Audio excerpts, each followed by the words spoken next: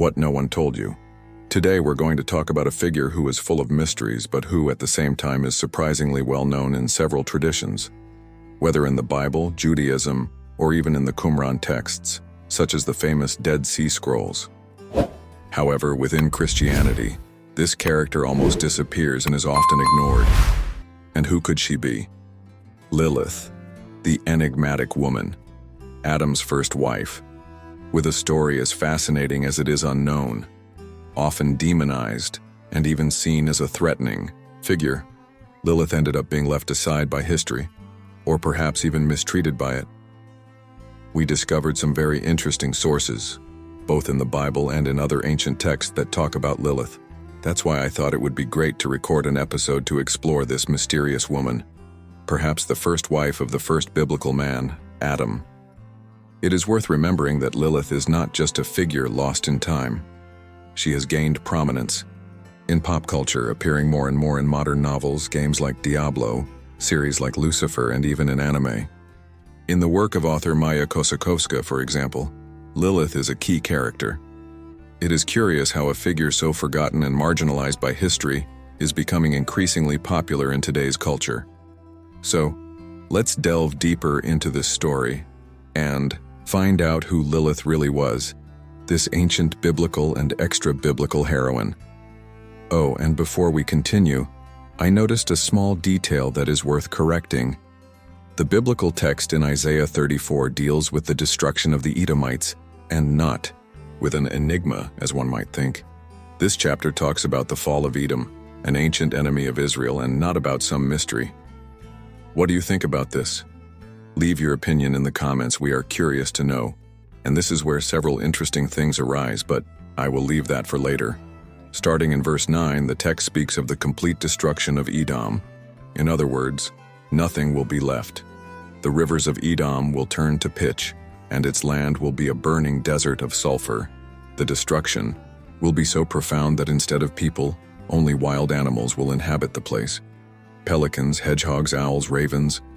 And it is in this devastated scenario that, in verse 44, our heroine of today enters the scene. Lilith is mentioned in an intriguing way. The verse says that wild dogs will encounter hyenas, symbolizing the nature of the devastated land, a place where animals will reign. And in the midst of all this, Lilith nests, or rather dwells. The word nest can also be understood as settle, a way of showing that Lilith will take refuge in this desolate desert. So we have a biblical passage that describes a destroyed desert where only wild animals and Lilith herself, our enigmatic biblical heroine, will find shelter. Later on, we will explore where the tradition of associating Lilith with a desert spirit, an inhabitant of these desolate and inaccessible lands, comes from. It is worth highlighting an interesting detail. In other translations, we find interesting words. Ufak, shu, makijim, ijim, all are very similar words and refer to wild dogs and hyenas, highlighting the closeness of these animals in the Hebrew language. And of course, Lilith appears in this context, with the Warsaw Bible translating it as night specter, while other versions, such as the Gdansk Bible, use Yenza, a witch, an evil woman. But where does Lilith come from?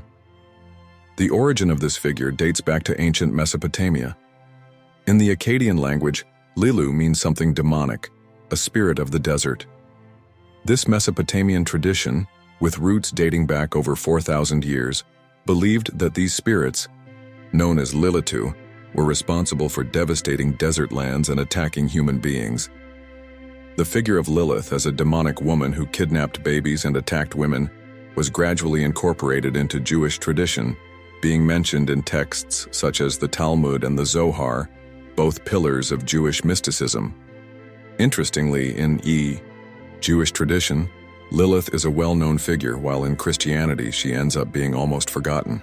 So if you are enjoying the content, don't forget to like the video and subscribe to the channel to help us grow even more.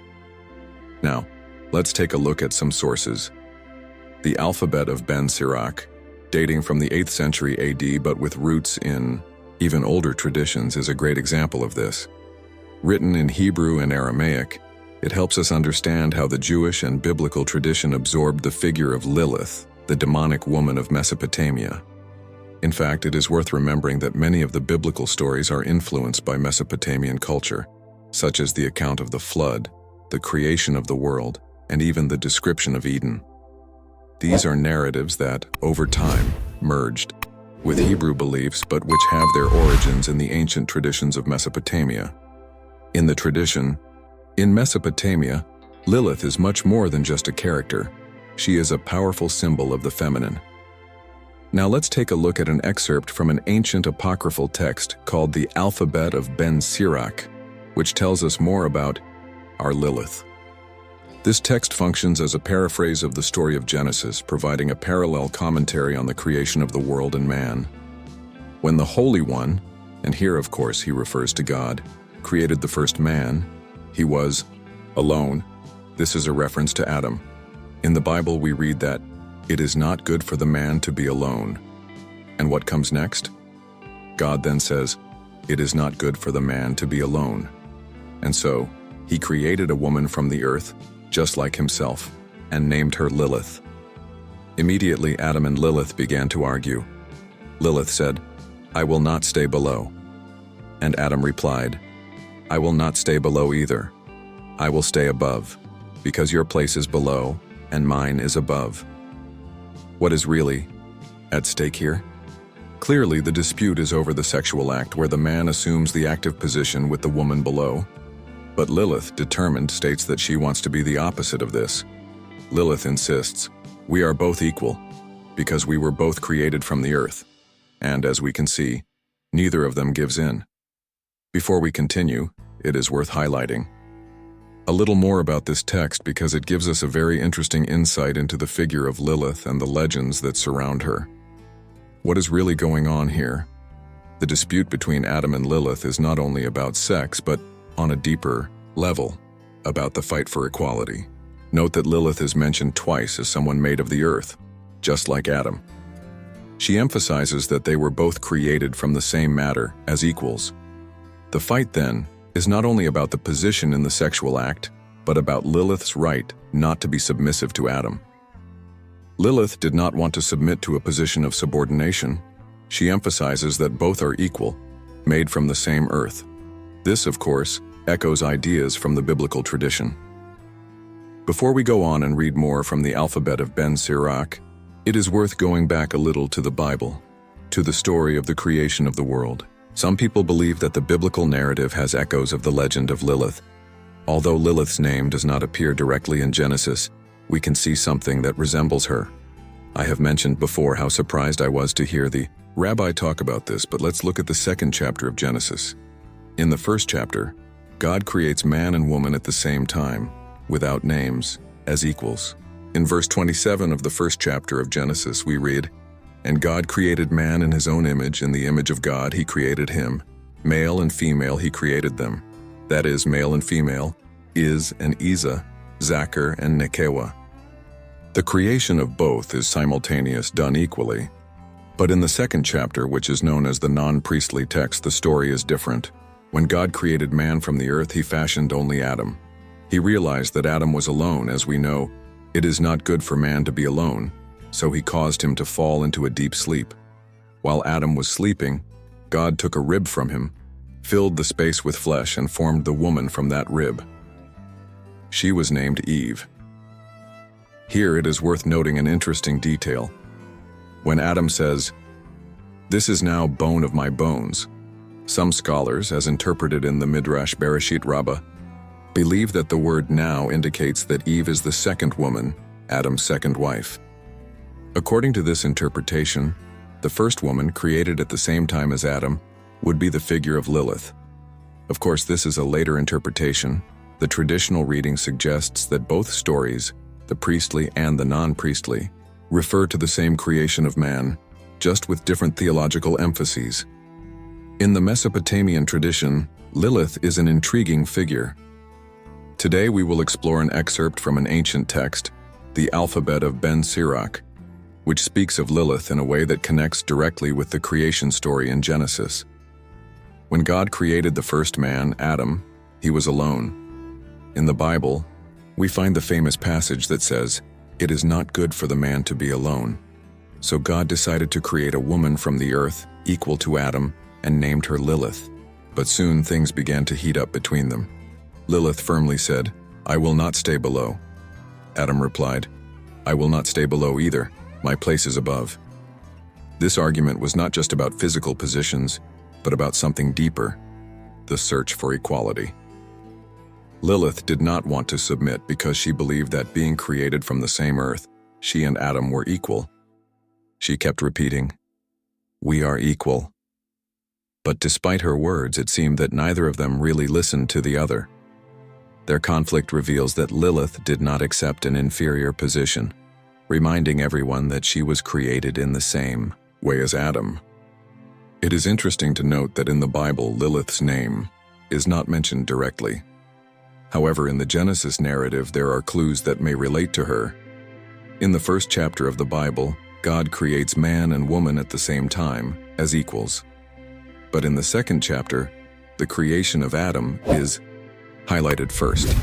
When Adam felt alone, God made him fall into a deep sleep and removed a rib from his body to create Eve. Some scholars believe that Eve, in this context, would be the second woman, while Lilith would be the first, created first. This is an interpretation that emerged later, but many consider that these are two different versions of the same creation, each with a distinct theological message. There is also the Midrash Bereshit Rabbah, an ancient text that offers us an interesting interpretation of the creation of Eve. It says that Eve was made from a rib of Adam, a detail that distinguishes her from Adam's creation, made directly from the earth.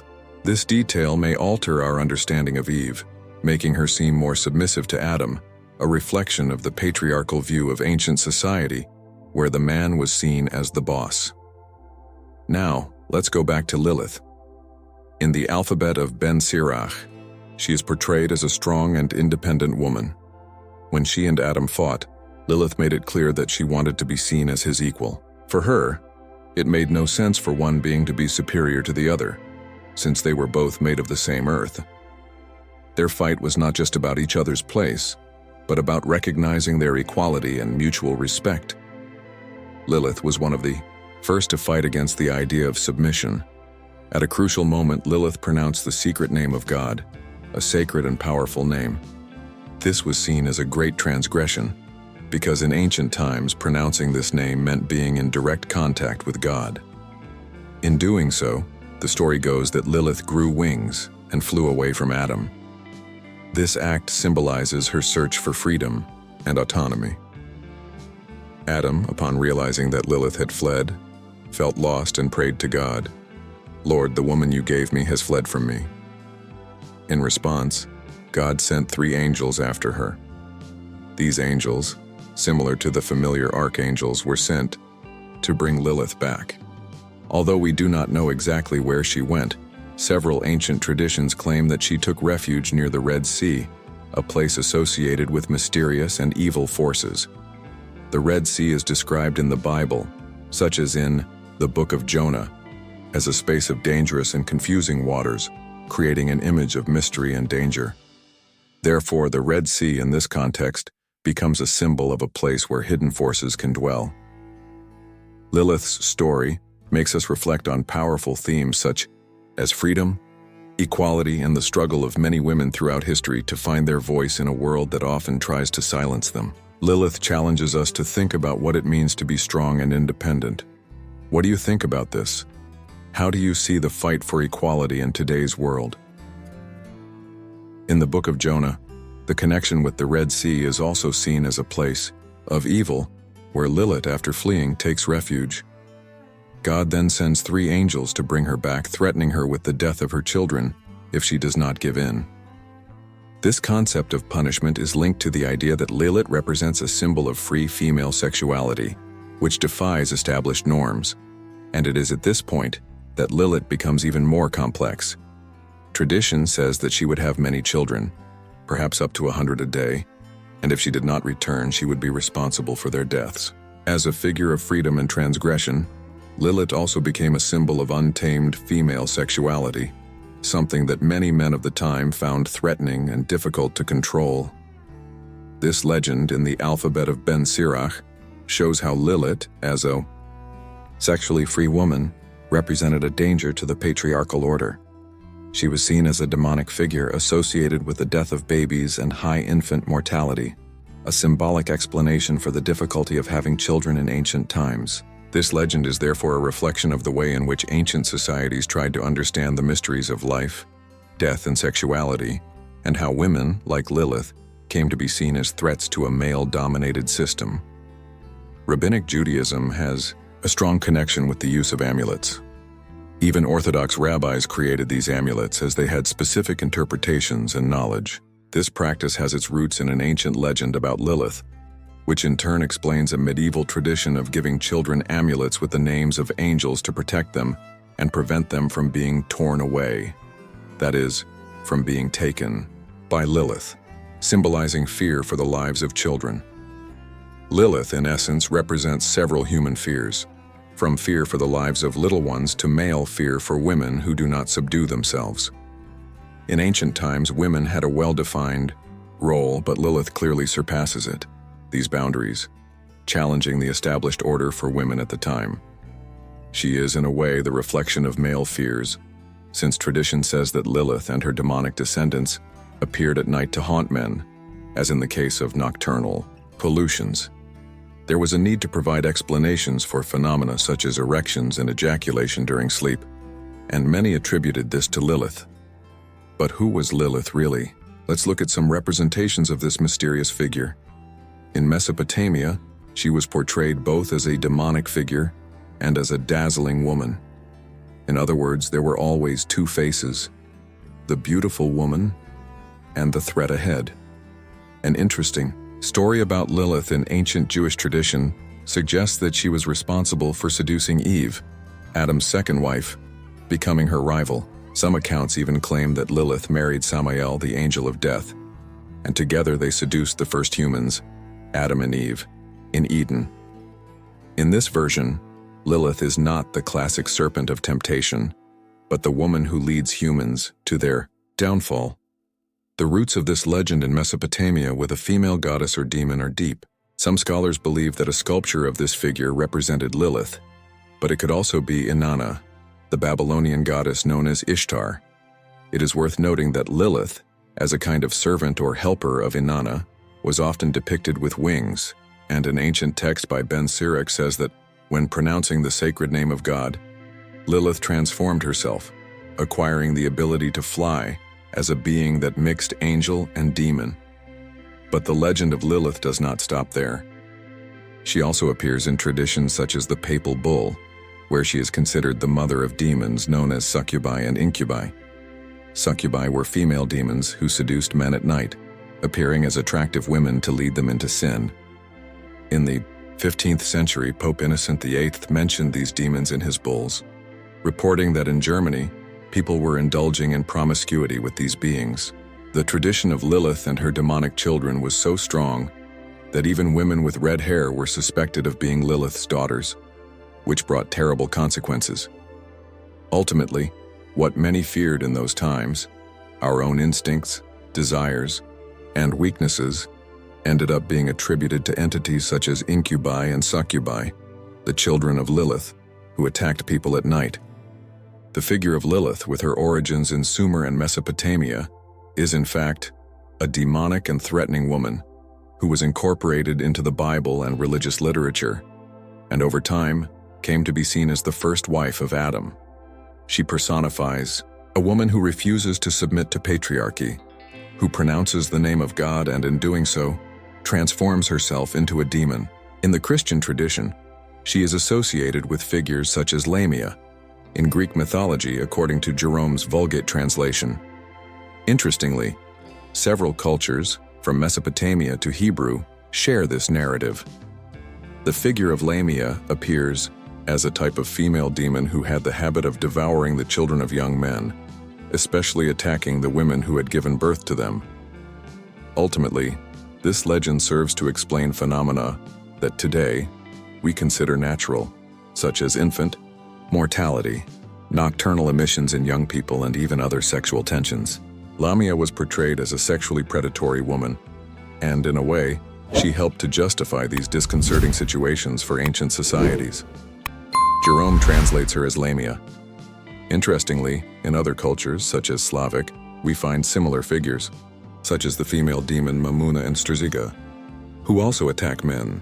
This reveals a pattern present in various literatures around the world, whether in Mesopotamia, in the Hebrew and biblical tradition, in Greek or even Slavic mythology. This pattern also shows us a reality of ancient times. Men of the time had great difficulty in dealing with emancipated and independent women. Women who did not fit into society's stereotypes were often labeled as demonic. Lamia, with her threatening character, is a reflection of this, a woman who defies the norms of the time and becomes synonymous with danger.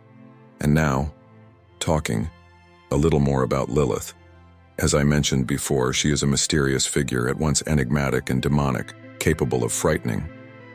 But when reflecting on her story, she also seems to us a tragic and somewhat sad figure. When treated as she was by her first husband, Adam, and by the biblical narrative itself, Lilith ends up becoming an archetype of a demonized woman, a representation of the feminine demon. If you like this content, don't forget to leave your like and subscribe to the channel. We are looking for 1,000 subscribers. Thank you.